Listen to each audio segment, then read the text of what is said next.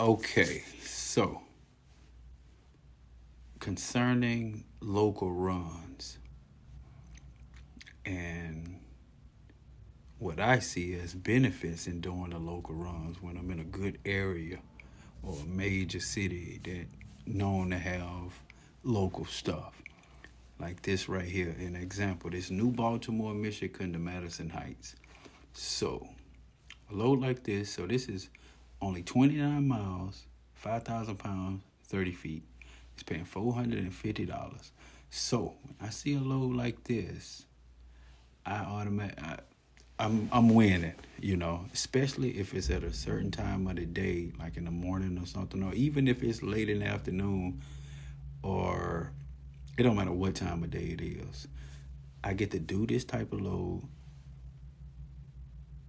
and within, 2, 3 hours, turn around to complete the whole load, and still have time to do something else or get another local load or get a load and head out of town. And so, like in this case here, so you got what, 450 divided by 29. So that's $15, and right at $15.52 per mile. So you making more money using less fuel. This is why I target these loads here. So Glen Heights, Illinois to Gary, Indiana. I remember calling about this load. This was actually, matter of fact, let's talk about this load because I did this load first. I remember I picked it up and I had to tarp this load. So it went to Elk Grove, Illinois, which, if I'm not mistaken, the northwest suburbs part of Chicago. And it was like a 3-hour drive. So, and the reason why I do this load, so $650, that's not too bad anyway, but I like to get more per day. But even if I didn't get a load in time, this isn't that bad. But anyway, I still consider this is somewhat a local load because a 3-hour drive is what all it took. So picked up this load. I remember tarping it. Remember it was raining. Took it, delivered it. It was kind of cold, and I called about this load. If I'm not mistaken, I think this was the load, and I got that load empty, and I told him I could make it, which, if I'm not mistaken, Glen Heights can't be too far from Elk Grove, Illinois. 13 miles, 13 miles, something like that, 20 minutes, I don't know. But anyway, if I'm not mistaken, this is the load that I picked up after that. So I did that load, 3-hour drive, got unloaded, and it set me, I'm in a great area, and it set me up to do another local load. Even if I wouldn't have booked this load, I could have did, if I wouldn't have picked it up that day, I could have did it the next day and still had a full day to do the same thing again, or even get a better load, wait for a better load to head out of town. But I booked this load, and I went, and I remember it was 2 reels. I picked it up, and I took it down to Gary. Now, Gary, 60 miles, $500. That's another. The first one was $15.52 a mile. This one is what, 500 divided into 60.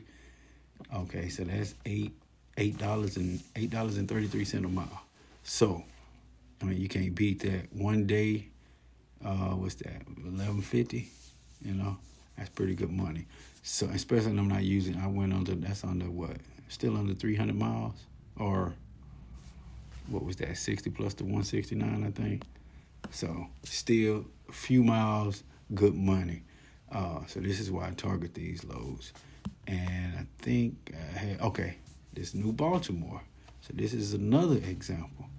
I remember speaking to the guy. I was in Southport of Detroit, and it might be normal for a lot of places, but in where I come from, it's more of a challenge with a lot of people that look for these type of loads as well. I'm sure they probably look for them up here, but it's just way more freight in the Midwest, period, than in the South.